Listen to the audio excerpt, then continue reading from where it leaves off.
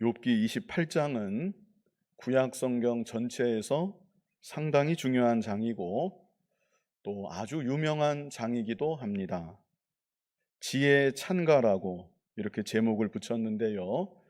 제가 제목을 붙였다기보다 예로부터 이 믿음의 선진들이 욥기 28장을 가리켜서 지혜의 찬가이다, 이런 제목을 붙여 왔습니다. 이 한 장 전체가 하나님의 지혜를 찬미하는 내용입니다. 그래서 욥기 28장 하면 지혜 찬가, 이렇게 기억해 두시면 좋겠습니다. 욥기 28장의 제목이 무엇이라고요? 지혜 찬가. 지금까지 욥의 세 친구들은 자신들이 마치 최고의 지혜자들인 것처럼 자신들보다 더 의롭고 더 순전한 욥을 자기들 마음대로 판단하고 정죄하고 훈계했습니다. 그런데 욥은 여기 28장에서 참 지혜를 얻는다는 것이 얼마나 어려운 것인지 말씀하고 있습니다. 그리고 하나님만이 지혜의 근원이시라는 것을 여기 28장에서 말씀하고 있고, 그래서 결론적으로 28절을 보면 주를 경외함이 지혜요 악을 떠남이 명철이다, 이런 말씀으로 욥기 28장을 끝맺음하고 있습니다. 이 욥기 28장을 크게 세 부분으로 나누어서 볼 수 있겠는데요. 먼저 1절로 11절까지, 1절로 11절까지는 광물들을 발견하고 얻는 인간의 노력과 능력, 이런 내용입니다. 광물들을 발견하고 얻는 인간의 노력과 능력. 사실 생각해 보면 참 대단한 일이라고 말할 수 있습니다. 땅속 깊은 곳에 숨어 있는 광물들을 어떻게 찾아내는 것인지, 그리고 그 깊은 곳에 숨겨져 있는 광물들을 사람이 밖으로 끄집어내는 것입니다. 정말 신기하고 대단한 능력이 아닐 수가 없습니다. 그러나 이어지는 12절로 22절은 참 지혜는 인간의 노력으로 도저히 찾아낼 수 없음, 이런 내용입니다. 참 지혜는 인간의 노력으로 도저히 찾아낼 수 없음. 땅속 깊은 곳에 숨어져 있는 광물까지 찾아내고 끄집어낼 수 있는 인간이지만, 참 지혜는 인간의 어떤 노력으로도 도저히 찾아낼 수가 없다. 이것을 12절로 22절이 말씀해주고 있는 것입니다. 그래서 우리 인간은 결코 교만해서는 안 되는 것입니다. 마지막 23절로 28절, 이게 결론과 같은 것인데요. 하나님만이 지혜의 근원이심, 이 말을 하고 싶었던 것입니다. 하나님만이 지혜의 근원이심. 자, 이제 한 절씩 우리 같이 읽으면서 살펴보도록 하겠습니다. 본문 1절 같이 읽어보겠습니다. 은이 나는 곳이 있고 금을 재련하는 곳이 있으며. 자, 이것은 은이나 금은 나오는 곳이 따로 있고 재련하는 곳이 또 따로 있다, 이것을 말해주고 있는 것입니다. 재련은 어디에서 합니까? 땅 위에서 하는 것이죠. 재련은 땅 위에서 합니다. 그리고 오늘날로 말하면 재련소에서 재련을 하는 것이죠. 땅 위에 있는 재련소에서 재련을 합니다. 그러나 재련하기 전에 은이나 금은 땅속 깊은 곳 어딘가에 숨겨져 있는 것입니다. 광석의 형태로 은과 금이 있는 것이고, 그것을 땅속에서 끄집어내서 여러 번 재련을 해야 은도 얻고 금도 얻을 수 있는 것이죠. 그래서 나는 곳이 따로 있고 재련하는 곳이 따로 있다, 이것을 일단 1절에서 말씀하고 있습니다. 자, 2절 같이 한번 읽어보겠습니다. 철은 흙에서 캐내고 동은 돌에서 녹여 얻느니라. 철도 마찬가지입니다. 철광석이라는 그 광석이 있죠. 그 광석을 땅속에서부터, 여기서는 흙에서 캐냈다고 했는데 땅속의 흙으로부터 철광석을 꺼내서 거기서부터 철을 얻는 것이고, 동도 그렇습니다. 동도 동이 포함된 광석이 있겠는데 그 돌을 채취해서 땅 위에서 돌을 녹이고 그래서 동을 얻게 된다는 것입니다. 3절 같이 한번 읽어보겠습니다. 사람은 어둠을 뚫고 모든 것을 끝까지 탐지하여 어둠과 죽음의 그늘에 있는 광석도 탐지하되. 사람은 어둠을 뚫고 광물들을 얻기 위해서, 광석을 끄집어내기 위해서 어둠을 뚫고 들어간다. 그림이 그려지시죠? 어둠을 뚫고 모든 것을 끝까지 탐지하여 모든 광석들을, 땅속 깊은 곳에 숨어져 있는 광석들을 끝까지 탐지해낸다. 이거 아주 놀라운 구절입니다. 욥은 아주 고대 사람입니다. 족장 시대보다 그 이전 사람으로 우리는 보통 생각을 합니다. 아브라함보다 훨씬 더 이전 사람. 그런데 그 시대 사람들이 어떤 방법으로 광석들을 탐지했다는 것인지, 오늘날과 같은 기계도 없었을 텐데 여기 분명히 그렇게 기록하고 있습니다. 모든 것을 끝까지 탐지하여 그 시대에도 땅속에 숨어져 있는 광석들을 다 탐지했다.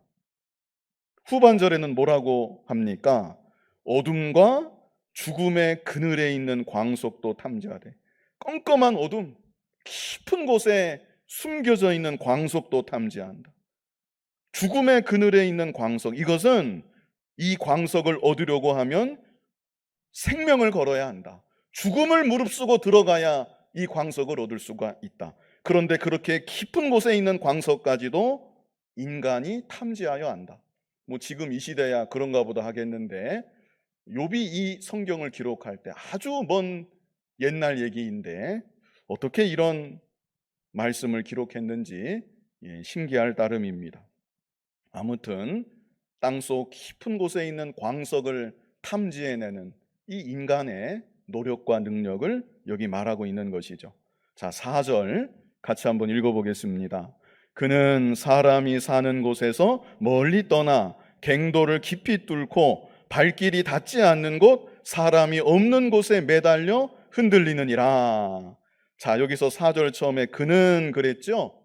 여기서 그가 누구를 말하는 것이겠습니까?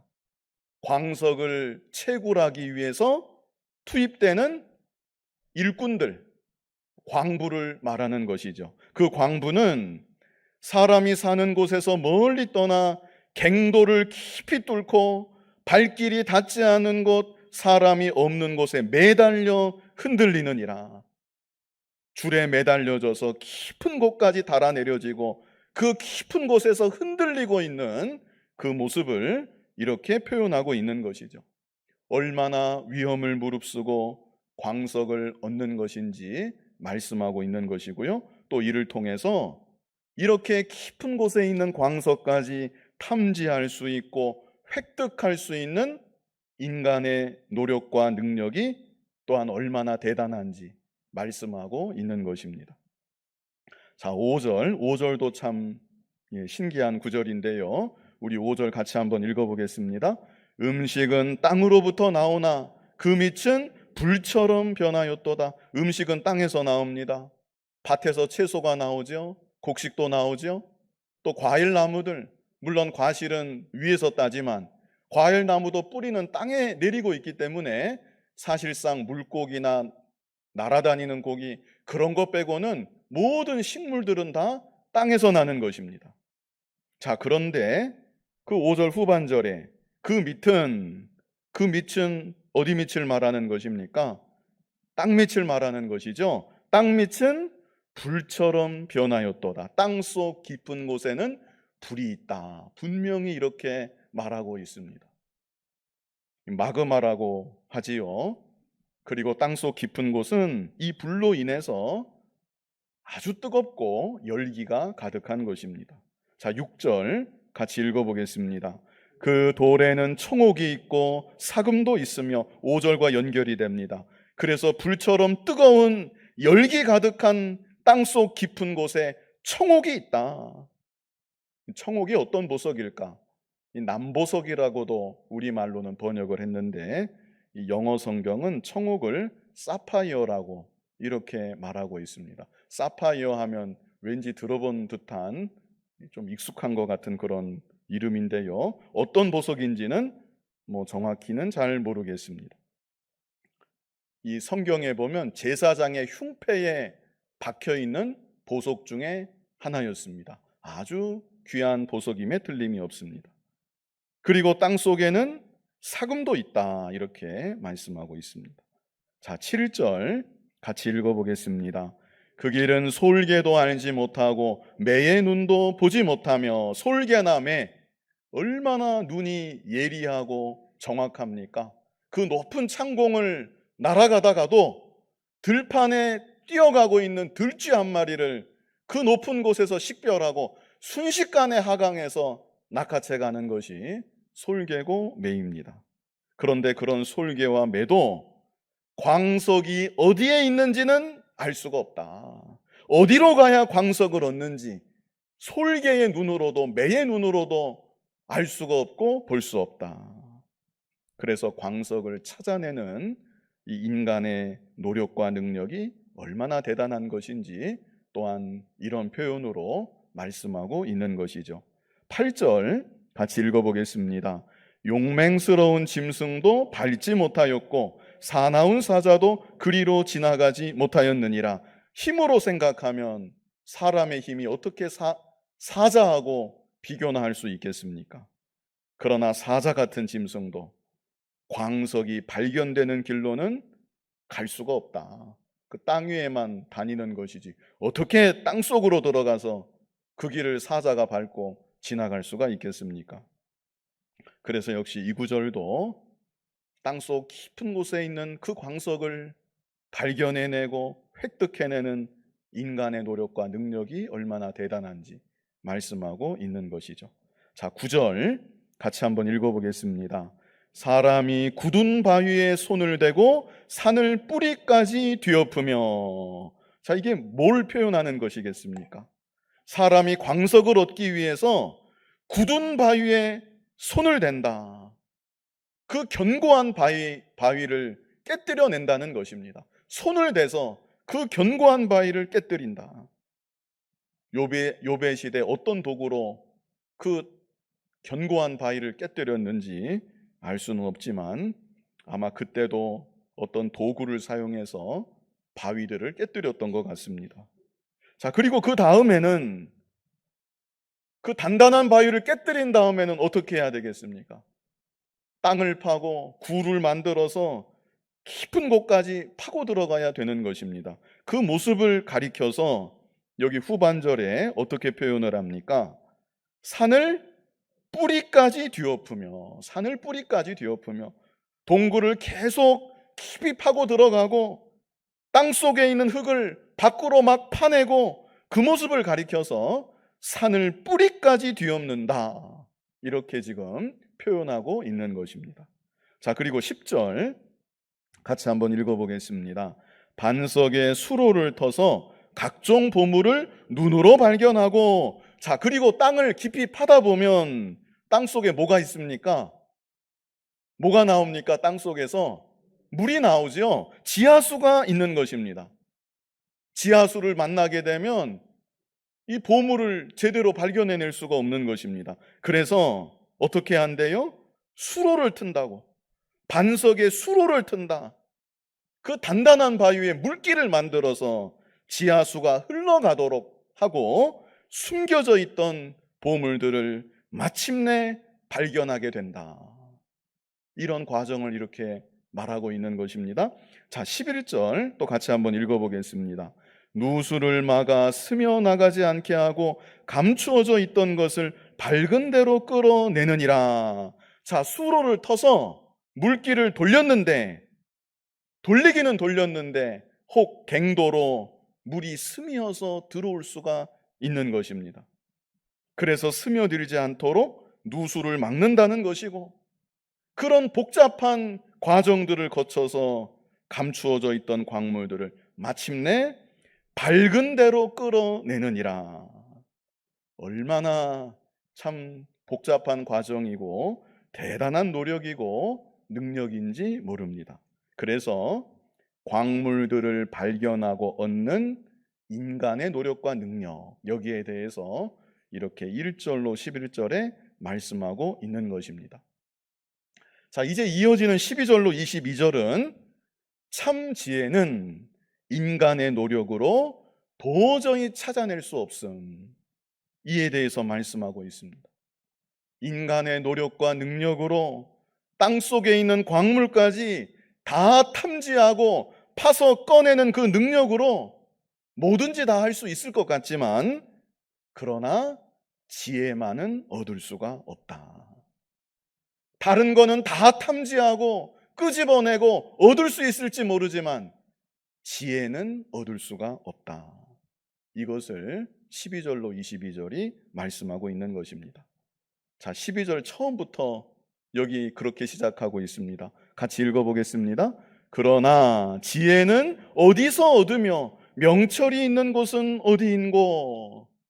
사실 광물을 찾고 광물을 얻어내는 것도 그 지혜라면 지혜라고 할 수 있겠죠. 그러나 그 지혜는 생명을 주지 못하는 것입니다. 잠시 이 땅에서 재물은 줄지 모르고 영화와 쾌락은 줄지 몰라도 우리 인간에게 영생은 주지 못한다.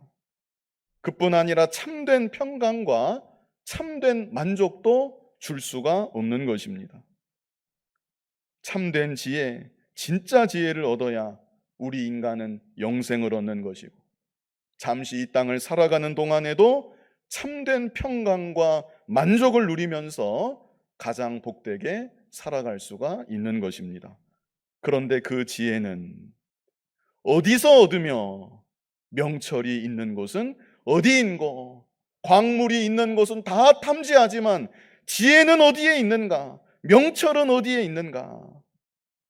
인간의 지각으로는 도저히 알 수 없다는 것. 그래서 13절을 보면 우리 같이 한번 읽어보겠습니다. 그 길을 사람이 알지 못하나니 사람 사는 땅에서는 찾을 수 없구나. 사람은 그 길을 압니까 모릅니까? 알지 못하나니. 광물을 찾아내는 길은 알아도 지혜 얻는 길은 알 수가 없고, 그리고 후반절에는 사람 사는 땅에서는 찾을 수 없구나. 이게 핵심입니다. 그 지혜는 이 땅에서는 찾을 수 있는 것이 아니다. 다시 말해서 하늘에 속한 지혜이다. 땅에 속한 지혜가 아니라 그 참된 지혜는 하늘에 속한 지혜이다. 이 세상에서는 그러므로 찾을래야 찾을 수가 없는 지혜이다. 이것을 말씀하고 있는 것이죠. 자, 14절 같이 한번 읽어보겠습니다.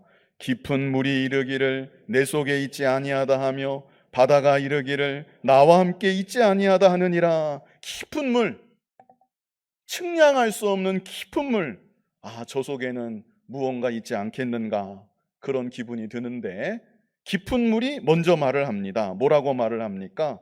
내 속에 있지 아니하다. 내 속에는 네가 찾는 지혜는 없다. 또 바다가 얼마나 광활합니까? 광활한 바다를 보면 저 바다 안에는 무언가 분명히 있을 것 같은데, 바다가 또 말을 합니다. 나와 함께 있지 아니하다. 나도 네가 찾는 지혜를 갖고 있지 않다. 이 물과 바다를 의인화시켜서 말했는데, 이것은 무엇을 가리키는가 하면 이 세상에서 반드시 있을 것만 같은, 꼭 있을 것만 같은 그곳에도 지혜는 없다. 이것을 우리에게 분명히 말해주고 있는 것입니다. 그러므로 이 세상 어디에서도 참된 지혜는 찾을래야 찾을 수가 없다. 우리 인간이 이제까지 책을 한 몇 권 썼을까요? 유사 이래로 정말 셀 수 없이 많을 정도의 이 책을 썼을 것입니다. 수천만 권이 될지 수억 권이 될지 알 수 없지만, 그 많은 책들을 다 읽는다 해도 그 안에는 참 지혜가 없다는 것.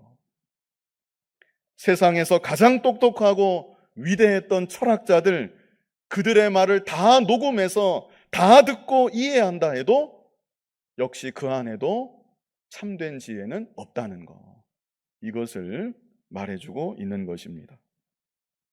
그리고 이제 15절로 19절은요, 좀 더 세부적으로 지혜의 가치에 대해서 말씀하고 있습니다.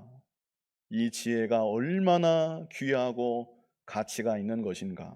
자, 15절 같이 읽어보겠습니다. 순금으로도 바꿀 수 없고 은을 달아도 그 값을 당하지 못하리니. 순금으로도 바꿀 수 없다. 여러 번 재련해서 얻은 그 순금, 값비싼 금으로도 지혜를 바꿀 수 없고, 은을 아무리 많이 달아주어도 지혜의 값을 매길 수는 없다. 16절 같이 읽어보겠습니다. 오빌의 금이나 귀한 청옥수나 남보석으로도 그 값을 당하지 못하겠고. 오빌의 금, 금이 나는 산지로 가장 유명했던 곳이 바로 오빌이었습니다. 그런데 그 오빌의 금으로도 지혜의 값을 치를 수가 없고, 또 귀한 청옥수, 남보석, 이런 보석으로도 지혜의 값을 당해낼 수가 없다. 17절 같이 읽어보겠습니다. 황금이나 수정이라도 비교할 수 없고 정금 장식품으로도 바꿀 수 없으며. 18절로 19절도 같이 읽겠습니다. 진주와 벽옥으로도 비길 수 없나니 지혜의 값은 산호보다 귀하구나. 구수의 황옥으로도 비교할 수 없고 순금으로도 그 값을 헤아리지 못하리라. 이렇게 귀하다는 모든 보석들, 세상의 온갖 귀한 것들 총망라해서 다 생각해 보아도 지혜의 가치와는 비교조차 할 수 없다. 그런 것들을 다 준다고 해도 참된 지혜를 얻을 수 있는 것은 아니다. 이것을 말씀하고 있습니다. 그래서 다시 20절 같이 한번 읽어보겠습니다. 그런즉 지혜는 어디서 오며 명철이 머무는 곳은 어디인고. 이렇게 무엇을 주고도 바꿀 수 없고 어디에 있는지 찾을 수조차 없는 지혜인데, 그렇다면 이 지혜는 어디에서 오는 것인가? 명철이 머물러 있는 곳은 어디인 것인가? 21절 같이 읽어보겠습니다. 모든 생물의 눈에 숨겨졌고 공중의 새에게 가려졌으며. 그 인간만이 아니라 살아있는 생명체, 사실 동물들이 우리 인간보다 이 생각하는 면이 없어서 그렇지 뛰어난 면이 동물들마다 다 각기 있습니다. 새는 날아다니고 물고기는 깊은 곳에까지 헤엄을 치고. 그래서 우리 인간만이 아니라 이 땅에 살아있는 모든 생물, 그렇다면 이 땅에 살아있는 생물들 중에 어떤 특정한 것은 지혜를 어디 있는지 찾을 수 있는 것인가? 그러나 살아있는 생명체 그 어떤 것도 지혜가 어디에 있는지 볼 수가 없다. 이렇게 말하고 있습니다. 22절 같이 한번 읽어보겠습니다. 멸망과 사망도 이르기를 우리가 귀로 그 소문은 들었다 하느니라. 자, 살아있는 이 생명 세계가 모른다고 하면, 그렇다면 죽음의 영역은 어떠한가? 죽음의 영역은 혹시 알 수 있지 않을까? 그런데 여기 말하기를 우리가 귀로 그 소문은 들었다 하느니라. 자, 이것은 조금이나마 안다는 그런 의미가 아니라 역시 모른다, 역시 감추어져 있다, 이것을 말하는 것입니다. 그래서 모든 생명의 영역, 그리고 죽음의 영역까지 이 세상 어디에서도 지혜를 찾을 수가 없다는 것. 또 찾는다고 해도 지혜의 가치는 온갖 귀한 보석들보다 비교할 수 없을 만큼 더 귀하기 때문에 무엇으로도 바꿀 수 없고 얻을 수 없다. 이것을 말씀하고 있는 것입니다. 자, 이제 마지막 23절로 28절. 하나님만이 지혜의 근원이심. 이것을 결론적으로 말씀하고 있습니다. 자, 23절 같이 읽겠습니다.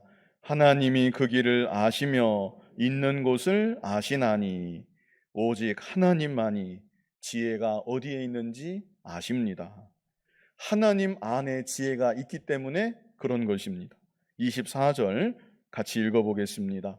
이는 그가 땅끝까지 감찰하시며 온 천하를 살피시며. 하나님은 온 천하 만물을 창조하신 창조주 하나님이시고 이제도 온 천하 만물을 다스리시고 감찰하시는 절대 주권의 하나님이십니다. 25절 같이 읽어보겠습니다. 바람의 무게를 정하시며 물의 분량을 정하시며. 바람에 무슨 무게가 있는가 하겠지만 여기 분명히 말씀했습니다. 하나님께서 바람의 무게를 정하셨다. 실제로 그 고등학교 교과서에 나왔는지 중학교 3학년 교과서에 나왔는지 정확하게 기억은 안 되지만 17세기에 토리첼리라는 사람이 공기의 무게를 최초로 측정했습니다. 대기압이라고 하지요. 그런데 그보다 한참 전 이 고대 시대에 기록되어 있던 욥기서에 하나님께서 바람의 무게를 정하셨다, 이렇게 분명히 말씀하고 있는 것입니다. 또 후반절에는 물의 분량을 정하시며 이 땅에 그리고 대기 중에 이 지구 안에 일정한 양의 물을 하나님께서 정하셨다, 이렇게 또한 말씀하고 있습니다. 26절 같이 읽어보겠습니다.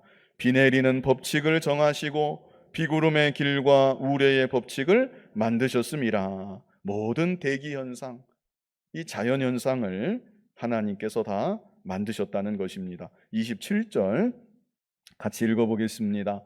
그때에 그가 보시고 선포하시며 굳게 세우시며 탐구하셨고. 이것은 한마디로 하나님이 지혜의 근원이시라는 것, 지혜의 원천이시라는 것, 이것을 말씀해주고 있는 것입니다.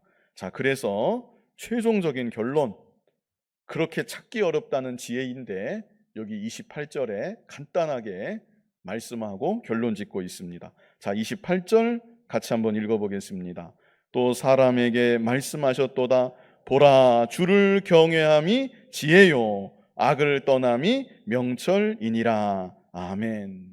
자, 마지막 구절에 지혜를 어떻게 얻는지 너무나 간단한 답을 말씀하고 있습니다. 지혜를 어떻게 얻습니까? 주를 경외함이 지혜이다. 악을 떠나는 것이 또한 명철이다.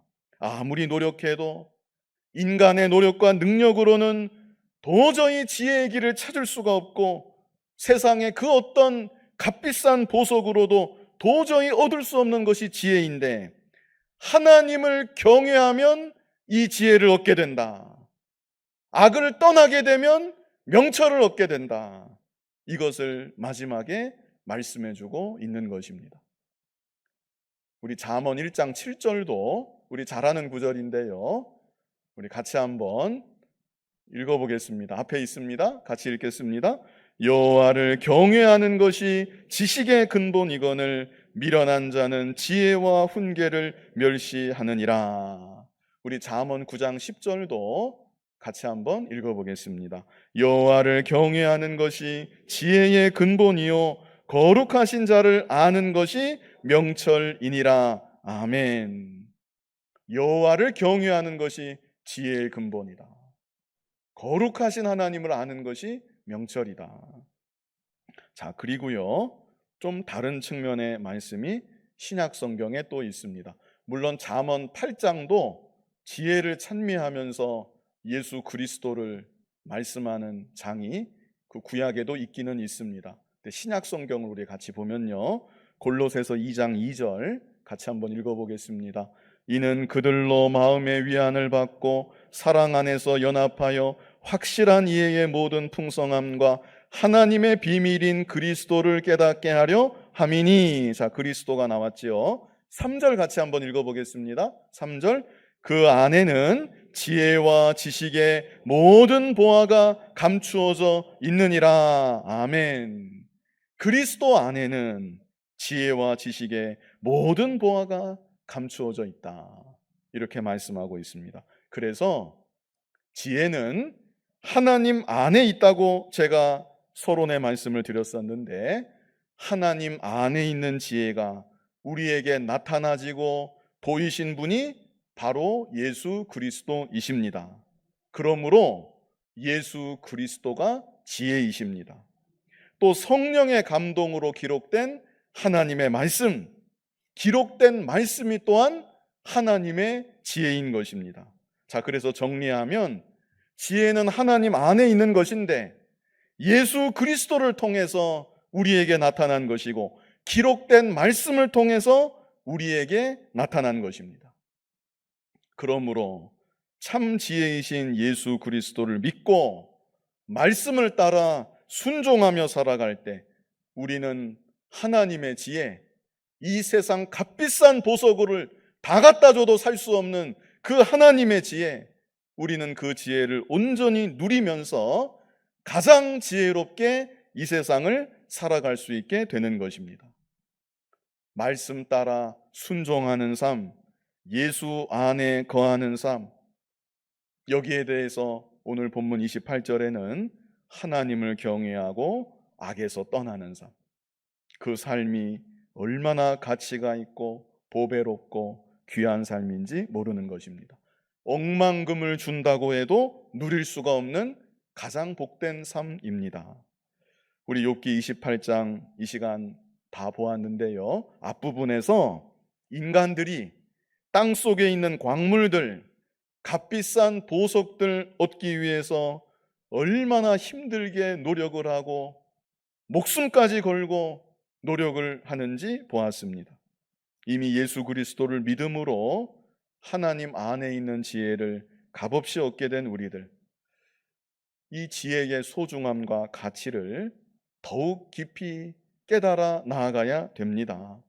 이 지혜가 얼마나 귀한 것인지, 얼마나 가치 있는 것인지, 그래서 날마다 기록된 말씀대로 순종하는 삶, 하나님을 경외하며 악에서 떠나는 삶으로 가장 지혜롭게, 가장 복되게 이 세상을 살아가는 저와 여러분 될 수 있기를 간절히 바랍니다. 거룩하신 아버지 하나님, 인간의 지혜로는, 인간의 노력으로는 도저히 찾아낼 수가 없고 이 세상 값비싼 보석을 다 준다 해도 얻을 수가 없는 참 지혜를 예수 그리스도를 믿음으로 말미암아 소유케 하여 주시고 하나님 기록된 말씀을 따라 지혜를 풍성히 누리며 살아가는 복된 삶을 허락해 주심을 참으로 감사합니다. 이 세상 살아가는 동안 하나님 말씀을 참으로 귀하게 여기고 그 말씀 따라 순종하며 악에서 떠나고 하나님을 더욱 경외함으로 가장 지혜롭게, 가장 복되게 살아가는 우리들 모두가 되게 하여 주시옵소서. 예수님 이름으로 기도하옵나이다. 아멘.